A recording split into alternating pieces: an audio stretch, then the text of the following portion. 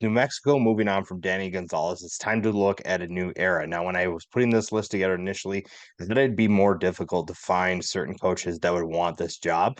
But I think this list is actually bigger than I think. I think there's a lot of guys who would potentially want this job and could take it to another level.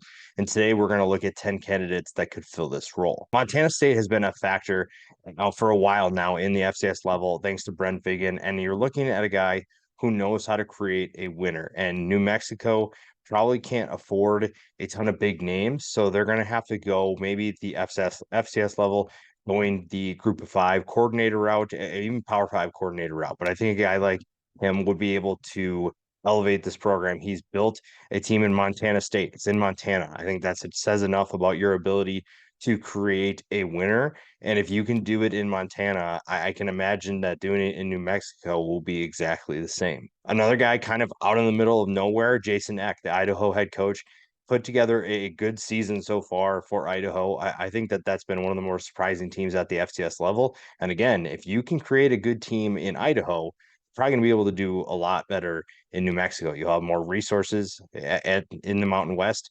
And I think New Mexico, while they maybe don't have the potential or the resources of some of the other teams in their conference, they're definitely going to give you more than what an FCS program can do. Kevin McGiven has done a lot of good work with San Jose State. You look at what he and Brent Brennan have done since they've taken over, and the Spartans look completely different from when they both came to campus. And that says a lot about what they can do in terms of going to another program. Now, both of them are, I think, going to be up for the running for certain jobs.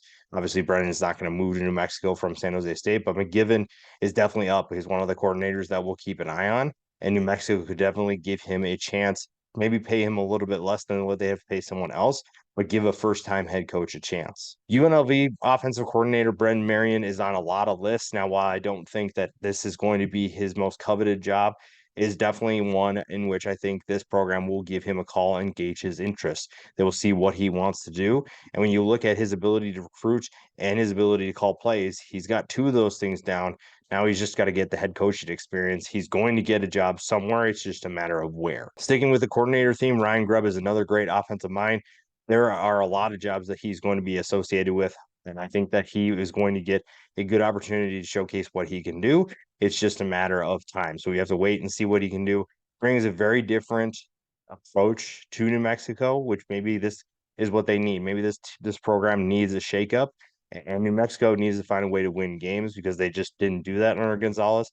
And maybe Ryan Grubb is the guy to do that. A guy who is familiar with the Mountain West, very familiar with that territory, is Nick Rolovich. Obviously, things didn't work out for various different reasons at Washington State, and he is more than due to get back in the head coaching position. And I think that New Mexico is, I don't want to say desperate for someone to take over this job, but they need someone who can turn things around.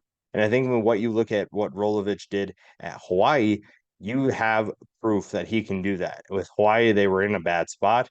And I thought that he did a decent job of keeping them relevant in the Mountain West.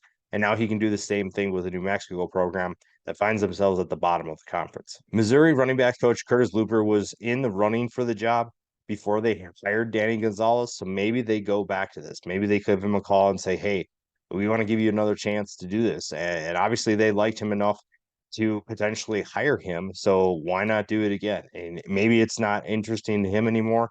Maybe he's moved on, but I think they at least have to go back to that well and see where things are at. I think Zach Arnett deserves a spot at a head coaching position at some point again. It's just that it's a matter of who. And I think that he was kind of at a tough spot at Mississippi State.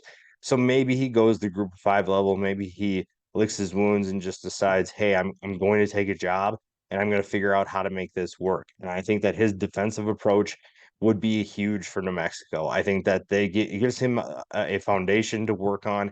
He can give New Mexico a little bit more consistency on that side of the football and get his opportunity to show what he can actually do as a head coach, because we didn't really get to see what he could do. I think everybody he kind of got the short end of the stick, but I think giving him another chance, showing him what he can actually do as a head coach, giving him time to showcase his talent is definitely going to be something New Mexico can consider. It's just a matter of, is Arnett willing to come to New Mexico? Now, the AD has said in the past that they want someone with Mountain West ties, someone who's familiar with the area, and maybe Gary Patterson is willing to do that. Maybe he has the energy for that, and maybe New Mexico wants to go down that route.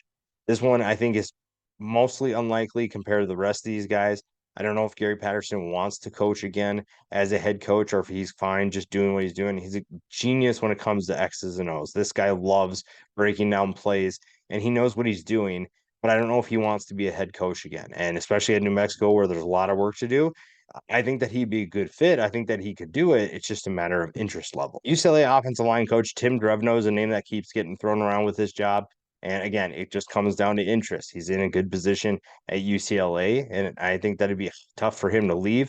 But New Mexico has been linked to him for a little while now, and I think that it gives him an opportunity to be a head coach. It's just a matter of does he want to do this? And for a lot of it, it's does this coach want to take on this level of difficulty? Winning at New Mexico is going to be difficult, but I think with the right coach and the right culture, you can definitely make that happen.